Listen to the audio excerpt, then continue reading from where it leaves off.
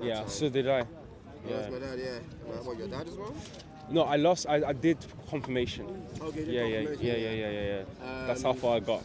Yeah. And then I switched to, but in the time I was a Catholic, I was also attending Pentecostal churches and stuff like that. So I know about the different sorts of like ideas of Christianity. Yeah. I understand Islam is not necessarily like, you do have like different sub-beliefs, but it's a lot more collected in the idea. Yeah. You don't have the kind of variations you have in Christianity and how they interpret the text. That's the thing. You do have it. Oh, do you? However, you do was not as wild, yeah, because so because like the sort of the more important fundamentals are kind of agreed upon. So like, for example, the text, text. The Quran as itself as the authoritative text, whether you're like a Shia or everyone says this is the text that we agree upon, and then you have like extreme groups who don't, but overall there's like a lot of agreement onto who the prophet, for example, was, the nature of the prophet. With other people, you don't really, like with Christianity, the debate about Christians, about Christ's nature, for example. Yeah. You're like Iron Man at this point, huh? Got like 4 devices. Yeah, so that's so I think that's sort of the main differences between Christianity and Islam. So that's. How do you? Because I know from my own like experience with religion. Yeah. And from my own perspective and my worldview, I see how Christianity was introduced to, say, West Africa, for instance. As part of colonization and things like that. Yeah. Are you familiar with how Islam was introduced to your part of Africa? So there's different time periods when Islam comes to Africa. So there's one period of migration. So the Muslims are like refugees, literally.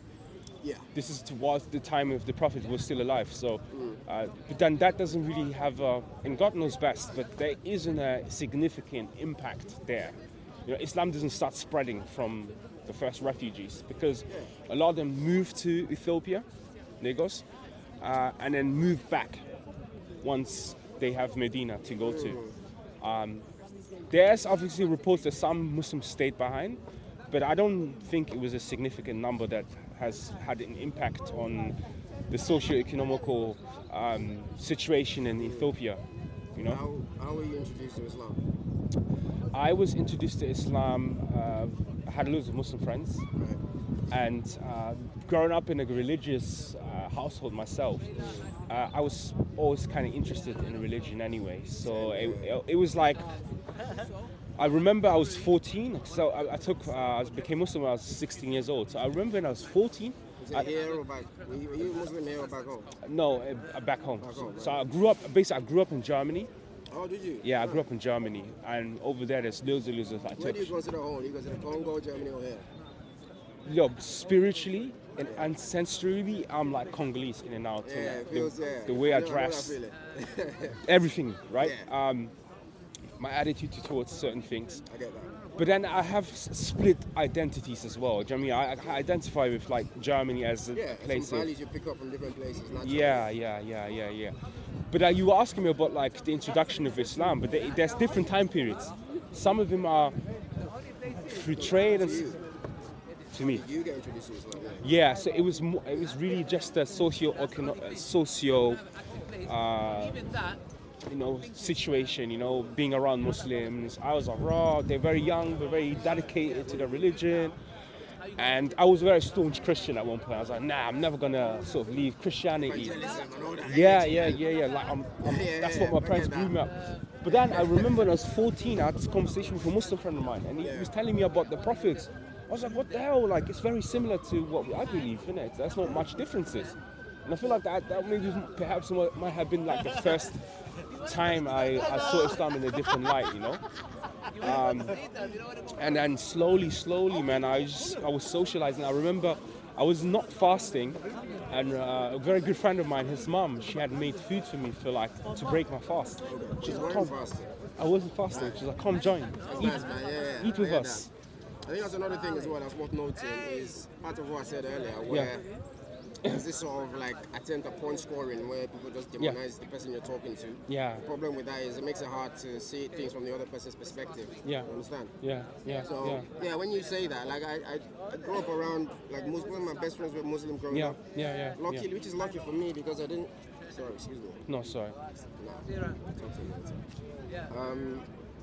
A lot of my friends were Muslim, so I was lucky to experience that kind of, even in an Islamic setting, the kind of love and the empathy and everything. So a lot of people don't get that. If you go into a conversation with somebody you don't have the same ideas with this idea that you want to trap them or this sort of demonizing them, it makes it hard to relate. So it's so two things you're saying that I find fascinating. One, that a lot of people don't understand, like Nigeria is in terms of like social relations between like the Occident and the Oriental, right? As in the West being Christianity and then Orient being Islam. It's like in the future. And they've been in the future for such a long time because they're Nigerian. They know how to deal with each other, grow up with each other. There's like one family, there's half the Muslim, the other one's a Christian, and it's very beautiful. It's true. Very beautiful. You make some good points there. I think about that sometimes. It's in a society where there's so much diversity in ideas and culture and religion. There are some sweet pockets and some knowledge and some gems that you can take from the way Nigerians interact. In certain parts, not everywhere. If you go to the north, it's terrible. If you come down south, where people are a lot more tolerant. And what things can we learn from there? Definitely moments. It's true. And you said something. What was the second thing you said? I was like, wow, I need to comment on that. I was basically just talking about initially I was talking about the pockets, the nuggets you can get from the diversity you find in Nigeria. But also the fact that people, if you go into these conversations trying to block the other guy logically, it just makes it hard to genuinely relate as human beings. When I saw you, I was like, it looks like somebody I can relate. It was you and Brother Hamza. And the way you relate with people. It'd be nice to have a word with you because I don't. In as much as I'm an atheist, I'm not one of this. I don't want to. I have seen a lot of debates because you have to watch these things to educate yourself. But then I don't really like the tone of the conversation, and it makes it hard to talk. So this is one thing that we sort of said with Salam Kona, which was like we wanted to be sort of an antithesis to what people are used to with Speaker's Corner. And like the debates and scoring points. I see the cheer type of thing. It makes it easier. I like it. I like the format. Let's have. People that are genuinely curious, you don't necessarily have to agree with you. You can just have a conversation. I like that. So very interesting. You said so. You grew up sort of Catholic, then you've explored other Christian denominations. Now you're an atheist. Okay. Interesting. I wanted to learn about how you. So you said with becoming Muslim, it's different timelines. Was there a defining moment where you said, this is it, I've heard something truthful and divine and I need to submit to this idea? Bro, you know what, my story is so, it doesn't even make sense, my bro. There's no logic, anything to do. Like, I was a young kid. I was impressed by sort of like the way people treated me. And then at one point I was wearing like the Muslim bead around my neck. Tasbih, is it? Tasbih, yeah. I was wearing it. Muslim family, Muslim friends? I was wearing it. I was walking around Germany, and then I went to this kebab place, and the guy looks at me, and he looks at me, and I knew him from before as well, but the way he looked at me this time, full of like awe and he was a kebab guy. He looked at me, he was like, "You Muslim?" And I looked at him, I was like, I don't know if it was something me wanting to belonging. I was like, yeah, I am. I was not Muslim. I was like, yeah, I am. So, oh, mashallah, beautiful, blah, blah, blah. So I walk away. I was my Muslim friend. And he says today to me, he says, bro, wallahi, you used to say to me, I will never become Muslim. I don't remember saying this, but apparently I did say that. So I walked with him to the park after having a kebab, and then he says to me, bro, why don't you become Muslim? I looked at him, I was like, what do I have to do? So just say this with me. He said it. Bro, fast forward months into it, I'm starting to realize, oh my, what did I get myself into? You know? I was like, bro, this is amazing. It answers all the questions. And being a teenager, you're surrounded by drugs and all this type of stuff. And like religion, as a teenager, it's like the least what you're concerned with. But that Islam pulled me in. I was like, bro, I want to know more. You know, my urge to learn really started there. Do you feel Islam answered some questions for you that Christianity couldn't? I don't. You know what? I in realization, You said one statement. I was like, oh, answer some questions, and you were a Christian at the time, so I imagine you had questions that you felt. You know what? Not Christianity even didn't really answer. like, I was a Christian, but not in a strictly sense. Right, Yeah, do you know what I mean? It was just. Which is the case with most, well, in my opinion now, most religious Yeah. So, I had my Holy Communion in a Catholic church, so that was very like vital, and it had like an impact on me. And then 2 years later, I'm just a teenager, you know. And religion is, I believe in God, if you ask me, but I don't have questions. I just live my life. But with Islam, I start to like, it pulled me in. And as today, I was 16 back then, so it's about 15 years ago. I say to people nowadays, like, Christianity was vital for me to become Muslim. If there was no Christianity, I do not know if I would have become Muslim. It was just like the building blocks, because there were so many things already. It was like similar, and then I learned about Islam that you have to go to Christianity with certain things to confirm what came before. So to me it was a continuation more than a graduating. I get the feeling that submitting to the idea makes you a better person. I completely get that, and that was kind of like one of the things that kept me a Christian, kept me religious in general, was the idea that was where I got my sense of morality from. Is what told me what was good and bad, and in a very confusing world, it was like the one thing that made sense in many ways. But then if I rattle on, I imagine you have questions. You have any questions that you want to ask? Sure. An atheist, or how I got there? Yeah. Right, so, used to be religious. There's a saying, they say there's no atheists in foxholes. And the idea behind that is when atheists are in trouble, they abandon the idea of atheism and submit to, like a god, or, The funny joke, people in Nigeria, when there's an accident about to happen, people start screaming, Jesus, Jesus!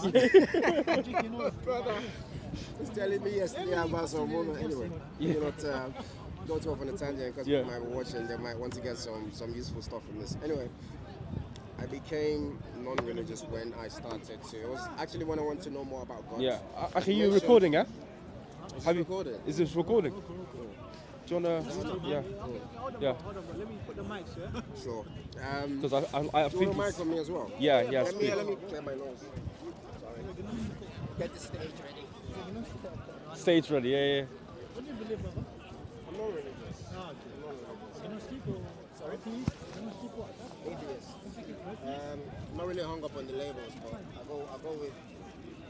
Depending on who I'm talking to. Okay, first class, man. Yeah. What they did was good. They saw me talking, they just came and put the mics on. Who, them? Yeah, the other brothers. No, but I didn't know if you wanted to be recorded or not. But you gotta let me know after. But you see, I had to stop the conversation to let you know. I feel like this. To understand how, in this day and age, when I see especially not to meddle too much into sort of like politics and race, but when I see like black people and Africans are still religious, especially in the West, I try to make an extra effort to talk to them and engage it. Okay, I appreciate that. What led them there, and also let them know that I'm non-religious. Also get them to try to see where I'm coming from, how I arrived at that point. Sure. I'm very interested. Oh, yeah. I can talk with, and part of the reason I'm doing this is to improve my public speaking as well. Sure. I want to do it a lot more often, because I feel like I do have interesting insights. I agree. I think the more voices, the more reasonable voices. So if someone can look at you and be like, right, he's atheist, but then they don't have this caricature of what an atheist is. The problem, yes. Right? It's about fighting a caricature.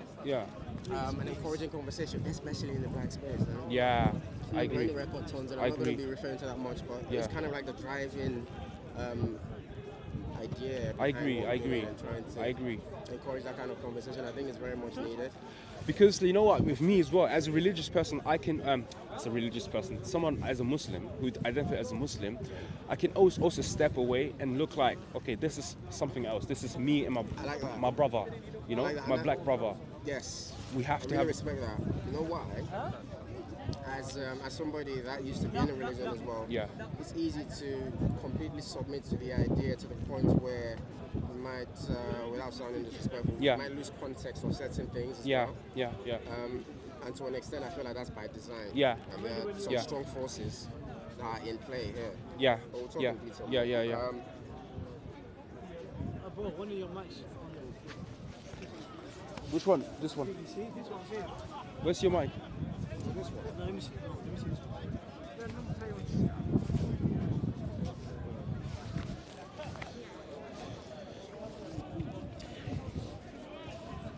Mic check is on. Mic check. 1 2 1 2. Somebody brought weed to the bar, really? Say something, no? Mic check. Yes. And you know what? Let's move this a bit backwards. And bro, please, you lot stay in one position. Please. Don't move, because you do that a lot. Alright, cool. Alright, cool. Oh. Yeah, like inside, yeah. So in there, yeah. Okay. Okay, bro. Yeah. Okay, so welcome, brothers and sisters. Sorry, my name is Dawood. I'm Osas. Osas. Osas, yeah. Osas. Okay, cool. So we've been talking very beautiful conversation. So Osas, I would be very interested because I think we've had a pre-conversation. Interested on identifying as an atheist. Is that correct? Yeah, I'm going atheist. I'd say agnostic atheist. Okay. But I understand from my experience here. People are really particular about the label. Some people Yeah. say atheist. I have my reasons for going with that. Yeah. Agnostic atheist label, Sure. which I can go into more detail. Yeah, I would love to. Yeah. So, and you were just about, we start recording, talking about morality and how you derive it in these type of things. Morality. Or do you want to do it a bit more personal in terms of The your context. how That makes you, sense. It's a good yeah, point. what happened to you and Because of what we said earlier about, just to give people context, we were talking about how there's an issue with the conversation at the moment when people from different ideas discuss, especially in these areas. It's personal to me because I think it's bolted in my kind of ideas. I think religion is tied with that. So to have these conversations to achieve the goals that I want, we have to be able to engage at a certain level. We have to see eye to eye, and we don't have to agree with everything, but exchange ideas respectfully. You know?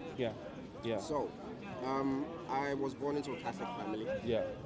My dad was a Catholic from the southeast of Nigeria. My name is Osas. I'm from the Edo tribe, meaning to be specific. So yeah, my dad was a soldier in a barracks where we were Catholics, but then in the barracks you also have mosques. So I was fortunate enough to grow up around Muslims and Christians, and because military life is different from civilian life, everybody lives together as one unit type of thing. Even though we had our different faiths. I play football with Muslims, and I go to eat. Like you said earlier, when you're having your Eid, Eid was a big deal where I grew up. We watched the Rams. I mean, there's an animal rights thing about that now.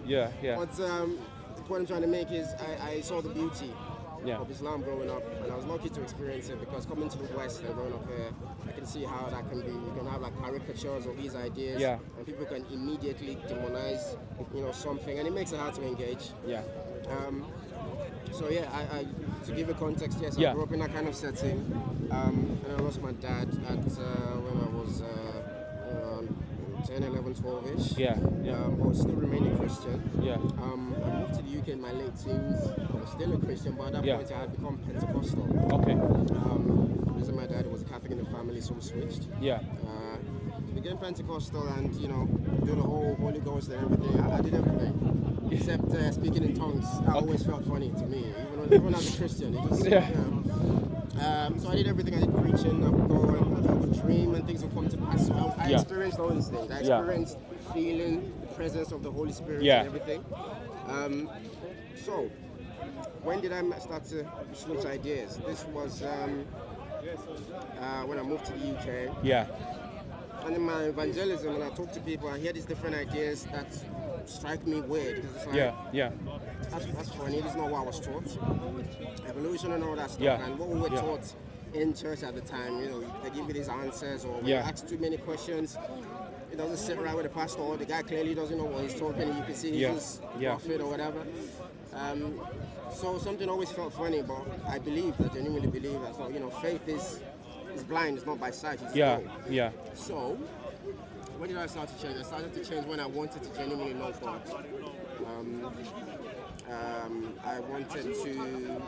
I had been through like a trial and tribulation phase. And it was from going through that, I thought this was God trying to sort of reach to me in a way.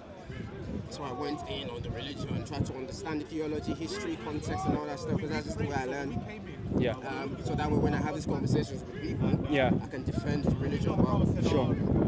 But in doing that, I then started to notice some things didn't quite sit right, and you know, some things were demonstrably not true with what I knew or what I thought to be true. So I got to a crossroads. You can accept truth, or you can sort of continue blind faith. Sure. So it was the end game here. If you continue blind faith, things might work out. But applying and subscribing to the idea of truth is what brings about the results we want. Right? Say 2 + 2 is 4. When we make calculations and predictions based on that, we get results that we expect. Sure. Right? And I just wanted honesty, really. I just wanted to know the truth. If I want to be, you do have Christians, for instance, that believe in certain scientific truths, but can still subscribe to the idea of Christianity. Same with Muslims as well. Different ideas out there. But for me, my thing was, if it's not true, I will fall out. Because I just wanted truth. And it was around this time I was going through a phase of like finding myself in a way, still am. But at that point in time, I started to learn about, you know, African history and where I come from, and colonialism and all that stuff. So it kind of ties in a way. So for me, which is why I like that you asked me to give you some context. I think this thing is personal for different people. Even though you're an atheist or whatever, you still have this personal journey. You have to go through, and ideas and answers you have to be bolted down in. So with with my belief now, I wanted to discover truth, and that was it. It was in my further pursuit of that truth. I didn't discover that certain things don't sit right. So when I talk to people, I haven't been a Christian person before, and this circles back to what I was saying earlier about trying to understand the other guy. When I was religious, I wasn't a bad person. You know, I can still remember the experiences and the feelings. It's the same person, but you just have a different experience. You get exposed to different information. And then it's left for you to decide. I decided to drop religion or stop, or that's the wrong way.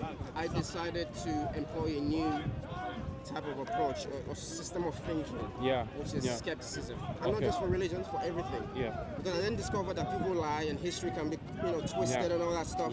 If what you want is genuine truth, but the truth can be ugly, and that's the thing. And a lot of people are uncomfortable with that. So I just kind of went through this journey, read up on the history, context, colonialism, how Christianity was introduced, how other religions were formed, and you know, Judeo-Christian, the background behind it, Islam, you know, how it ties to Judaism, all that stuff. Just to give me a rough idea. So when I have these type of conversations, especially with my people, because this is the driving force, is understanding how religion has affected Africa, especially the Abrahamic religions. It has, in a way. You know? And I'm still learning, but from the few dots and the little dots I can connect, I push myself away from the idea, and when I meet other black people that are still involved, are still, you know, in tune with the idea, it's fine. I just try to get them to see things from my perspective. I don't like the idea, that's fine.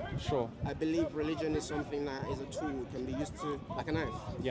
You don't have to kill somebody, you use it to cut your fruit to eat. If you're using it to be a good person, it's perfectly fine. The problem is where we come from, me and you, a lot of people are using that in dangerous ways, and you've seen it. And this is an active effort to force people to think a certain about way. That's it, really. That's you know, it's so crazy in terms of like the reality of the world and how society perceives labels. We are sort of diametrically on opposing ends of like how we view reality in a sense when it comes to the metaphysical world. But there's not a single thing that you said I could disagree with, and that's such the paradox in here. It's weird, isn't it? That there's so much stuff that you just said that I can just agree upon, you know. And I feel like sometimes what it is with religious folks or people who consider themselves to be following a faith or a dogma or a doctrine is that once they hear a label, atheist, finished. Anything they say afterwards, they're going to try to find a use to wrestle you. This is why it's hard to. There was a conversation I had with Hamza last week. Yeah. He was like, "What are you?" I said, "Agnostic atheist," and it's a good segue to explain what I mean by that, by the way. But he just kind of insisted, "It's not, no, you're either atheist or agnostic." I said, "No, like, I'm agnostic atheist. I can explain what I mean by that." And they try to like lock you into these labels, and it makes it hard to have a conversation. Agnostic atheist. Let me explain what I mean by that. Okay. So, there are different schools of thought, and in philosophy, what I've come to understand is that in philosophy, atheist is the active claim that there's no God, right? Which means you made a claim and you have to defend that claim, and you know all the whole baggage that comes with it. Agnosticism is thought to be sitting on the fence. I can't disprove there's a God. I can't say there's a God. There's no God type of thing. Yeah. So how do you reconcile the two?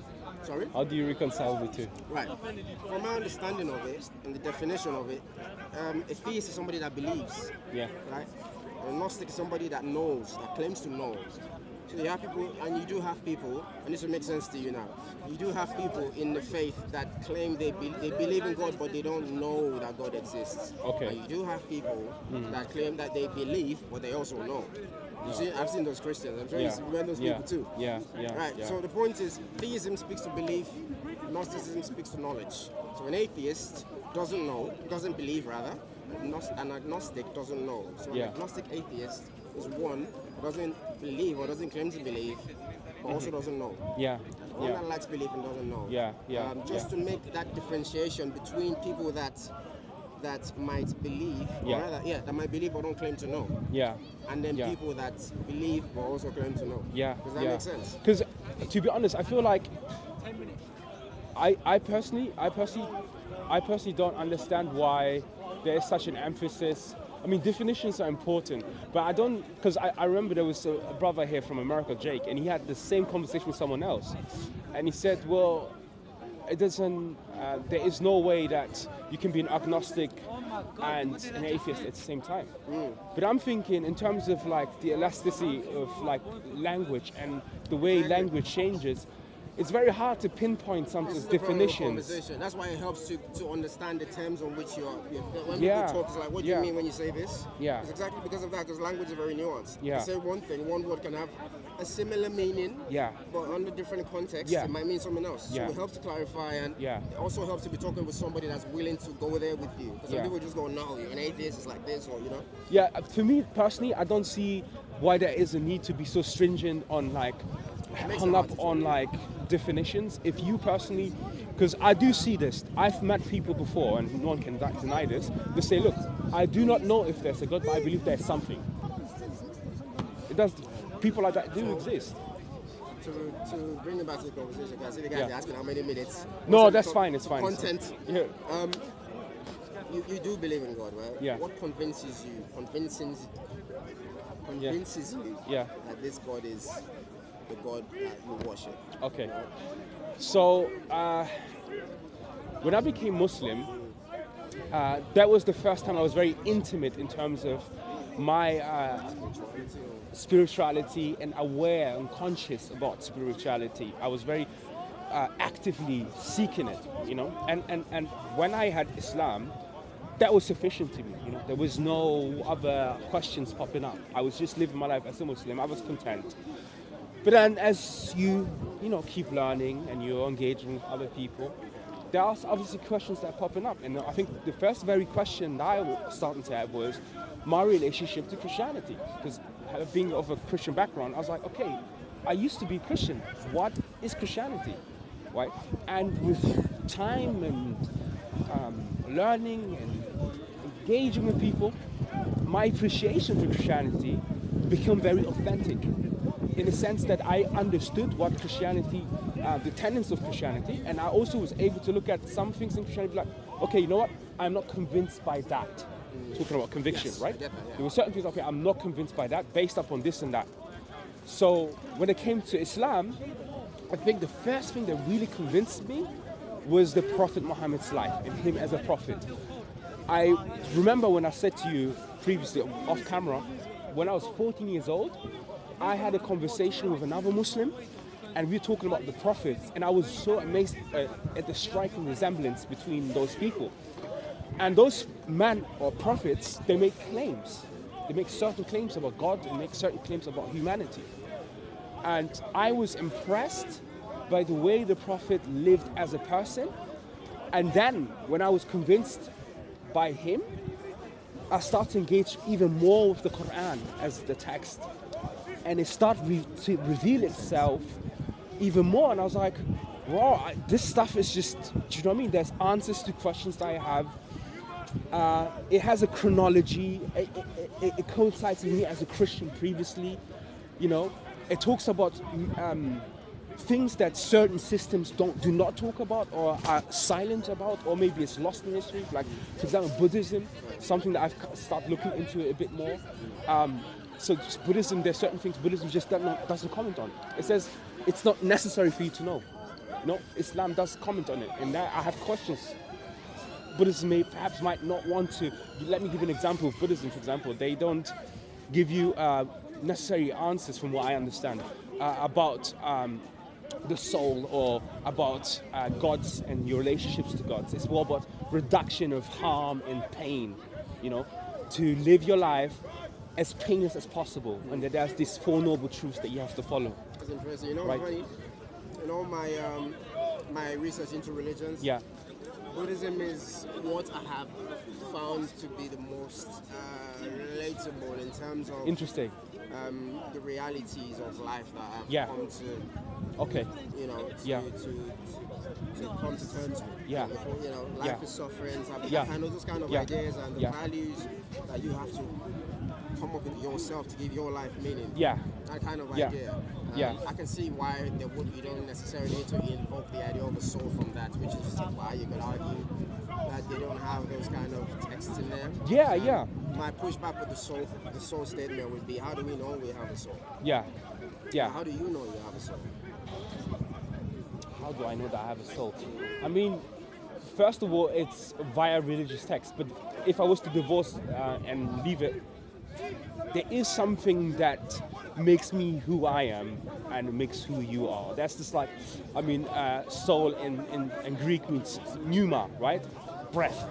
So there is a particular breath that oozes out of you, you know. And the other day I was, and this was observation, I was in Leicester Square, and there was like, you know, them people who like perform like these performances where they're like still and they're like painted, frozen into like a sculpture. Like a bronze paste. Yeah. Exactly. So for a split second, I was confused whether it was a sculpture or a human being. Right? But then I stepped to the side and I saw even though she was still, there was something still very vibrant oozing out of her. And I believe that's what the soul is. I think that's what the soul is. It's like, for example, if I see a leaf being moved by the wind, and I see an animal and grass moving, the motions are different. I believe the motion that makes and I'm not sure if it's an animal or not, but there's a motion, right? Some life to it when you see it's life. And I believe that's, on an empirical, I haven't obviously been able to, but just surface level, right? I believe that's what the soul is. You know, I believe that's what the soul is. And I used to and all the lies about him. I think a good format for the conversation would be, because I have been, you know, religious before, so when you say these things, I completely get it. Yeah. I guess a good format with the conversation would be to hear what you say and then give you my thoughts of how I dealt with those kind of thoughts when I had those questions as well, and how I went about, you know, forming an opinion that I've arrived at now. Yeah. And make it easier to converse and maybe throw some questions out there. Sure. So I thought that too. I used to believe I had a soul, but I then, like I mentioned earlier, I start to employ skepticism to everything. Not just religion, just how do you know these things and what evidence and what data is there to support your opinion. So some of these evidence is good or bad. You know, some people are convinced by conversation, which is fine in some cases. But I feel like with certain claims, the more there has to be a bit more the meat. more out there the claim is, the more people should be questioning the claim. Does that make sense? You know? So with stuff like a soul, that there's stuff out there which people can relate to. What evidence do we have out there? Apart from what people say and what we see, there's not really anything tangible out there. I agree. I know of anyway. Could be wrong. I agree. And then when I look at just the physics of it and the actual biology, what does that say about it? There are things that your brain would pick up that you wouldn't consciously pick up. In VFX, in the VFX industry, there's this thing called the uncanny valley. Which is when they do like a CGI character. People would look at them and be like, that looks real, it looks good, but there's something off. It's called the uncanny valley. The CGI is so good now. The uncanny valley, exactly. What's that? It's basically your brain will pick up certain visual cues and things when you look at a person's face that you don't consciously know, but it's there because we've evolved like this over the years. What I'm trying to make is, when we see things that we don't necessarily understand, like the way, the motion of the grass, like you mentioned earlier on the animal, I've come to learn that it's helpful to not immediately jump to something metaphysical, because there's almost often an explanation for these things, and if you explore and you show some healthy skepticism and be like, if I conclude to that, let me see why. Can I be wrong? Can I be this? And this thought process is stuff that has been formalized. It's stuff that people, smart people, have sat down and thought about ways that in a world where people can be error prone and we can make mistakes, you need to come up with a rigid structure that you can use to apply to certain situations and get expected answers. Which I understand to be the scientific method. And it factors in the flaws of the human condition, the fact that we can be deceived, we bend to illusions and stuff like that. So that's why when you make a scientific finding, it doesn't just go there. It gets peer reviewed. So you go to another expert that knows the stuff too, or our stuff. You go through it and then go around the book, peer reviewed, solid. That's the kind of process, that skepticism and that sort of doubt that you have to employ as a human being in an error-prone world. But there's a sense of idealism in what you're saying. Idealism, in sense of like, it's a very romantic way of looking at how the scientific method works in reality or from what we know today. But I think also what I was trying to, just before I go to that, I think what I was trying to talk about was about sort of the hard question of consciousness. There is this and this is what Buddhism actually says about the heart. From a good friend of mine, Alex, he knows a bit more about Buddhism. He tells me it's not that Buddha outright denies the soul, but he says it's not, he doesn't comment on it too much. And it's very interesting because there's a verse in the Quran where Allah says, and the Jews went to the Prophet and they're asking about the soul. They said, tell us about the soul. And then the verse comes down and the Prophet says, Allah says in the Quran, and they ask you about the soul and know about the soul there's not much to know about. It's a very mysterious thing, you know? But going back to, so even religion per se does not really comment too much about the soul. It's not something that, I mean, we have certain indicators and psychologically how we would define the soul, right? So there's a merging between the mind and the soul, i.e. being consciousness, and the different types of the soul. So that's that. But the essence of it, what it is, how I couldn't tell you anything. It's something that I don't have the remit to do so. The other thing, about the scientific thing that you said, I believe that the scientific method, 100%, the way it's developed with the history of science, has had or still has its place in human history in terms of how to come to conclusion, how to scientific method, how to observe the world and to engage and to make sense of the world how it is. But I think what people sometimes forget is it's just one way of looking at the world.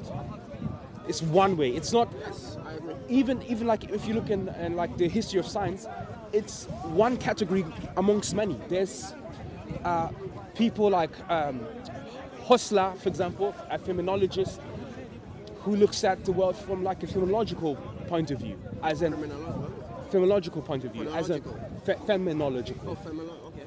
basically experiences. Right? There is this thing called consciousness, and this thing, consciousness, experiences this thing in a particular way, in a subjective way. You know, why and how, and so they explore this, and they try to use experimentations and other things as well. There is a big movement in science who are anti-positivists. So anti-positivism just means basically they say, look, you empiricists, you're gone wrong. We agree with certain things with you, but that you go wrong here, here, and here, and here. And they're very strong arguments as well. Grounded on the scientific method? Yes. Arguments? Yeah. So is there like a theory? It's more philosophical, to be fair. It's more philosophical polemic. Just to be clear. Yeah. My own. So even in the realms of science, yeah, you will have errors. Why? Because there are humans in there, and this is why I said earlier that all those things are factored into the thought process of the scientific process, and that you might be dealing with somebody that may be a bad faith actor and that they want to manipulate data. Isn't there like a Pill Down Man thing where a scientist sort of like manipulated bones and stuff? I have read up on it, I don't remember now, but the point being you can have bad scientists too, and the way to get them is the scientific method. That's how you fetch these people out. I'm not even saying that that the commentary I'm making, I'm just trying to basically lay down a landscape on how people come to conclusions and come to know. And I feel like it's very important for our viewers to understand that, the scientific method has a very solid ground.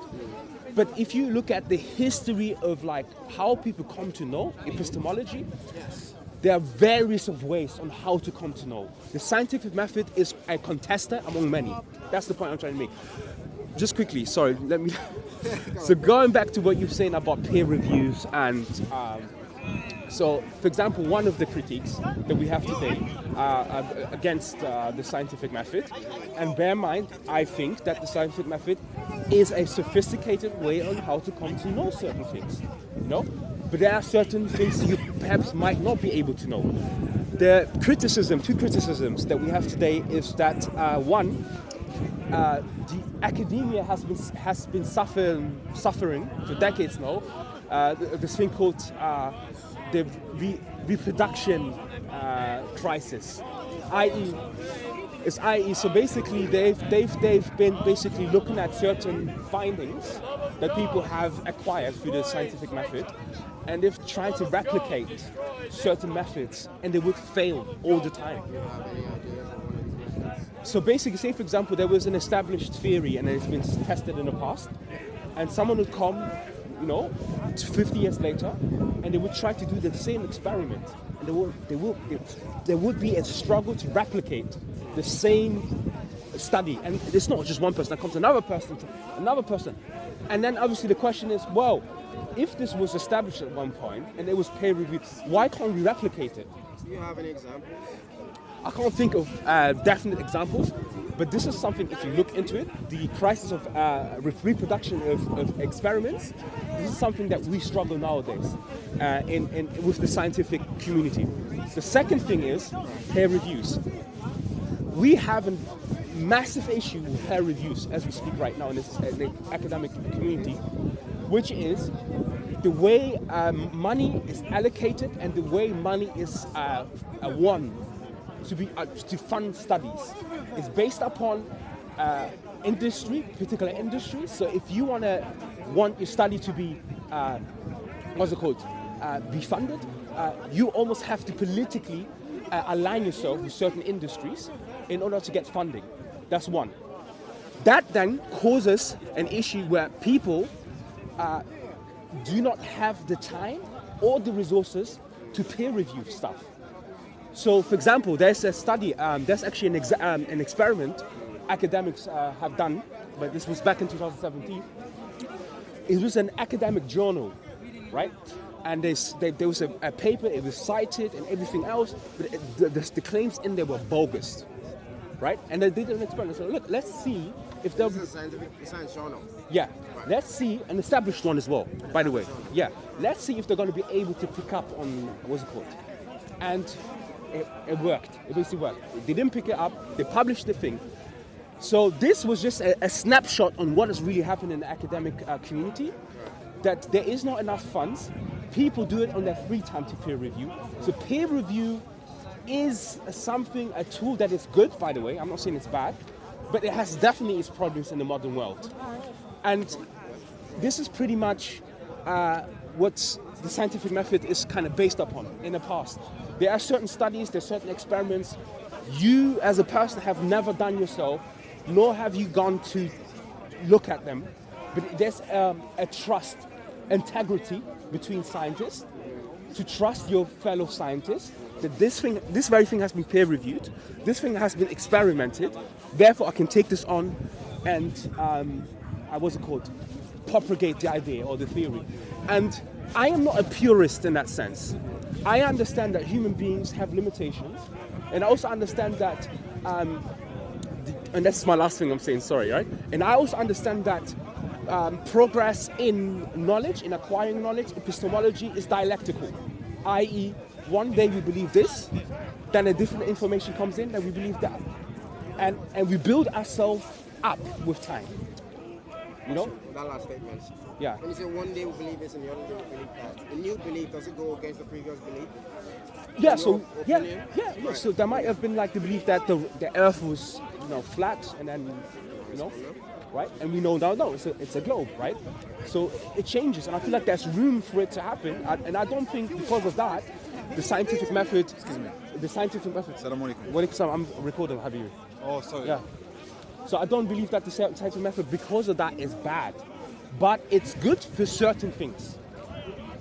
It's good for certain things. I don't think it's something that you can spread everywhere and start,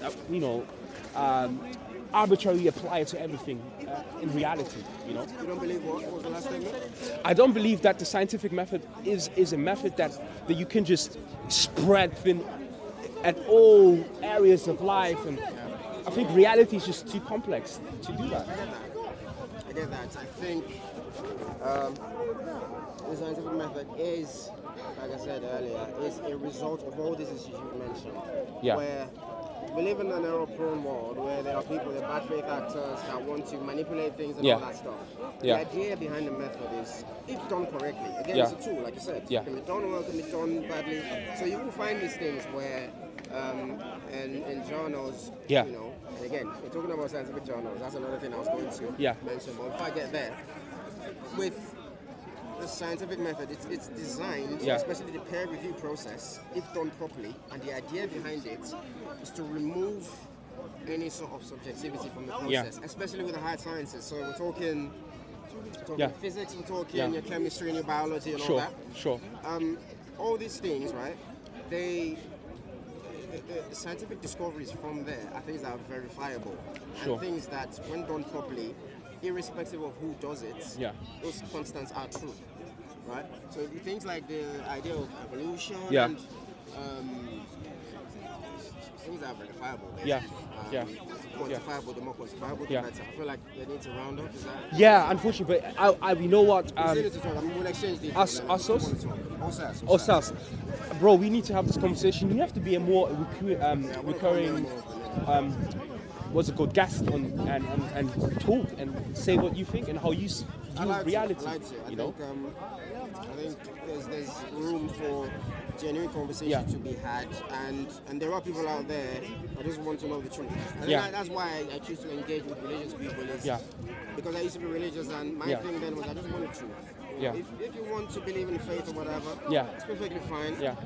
But there are people that want the truth and they want to live their life by that, and they live in places where living your life by the truth gives you better results.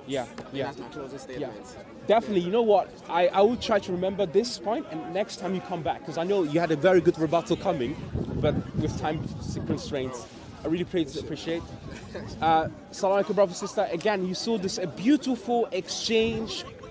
Different school of thought, different perspectives, but our humanity was preserved. And I think that's what this is really all about, dropping the ego, engaging and being in the pursuit of truth.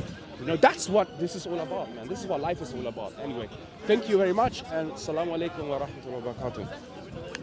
Man, I really appreciate that. Man. Thanks, man, bro. Thanks, man. Talk some more, man. Lovely. I'm here for the whole day, so we. Sure. That's me. I don't know who that is. I don't know who that belongs to. Well, you man are not here, innit? No, wasn't it? Who does that belong to? Do you know? Huh? Who that belongs to? But Sam Dawood is it? This one I don't know. Dawood, this one I don't know. This is, what's his name? Fix them on. They'll pick you up when they come. Okay. Oh, did you watch that debate with Jake? And No, from the other side. From the other side, yeah.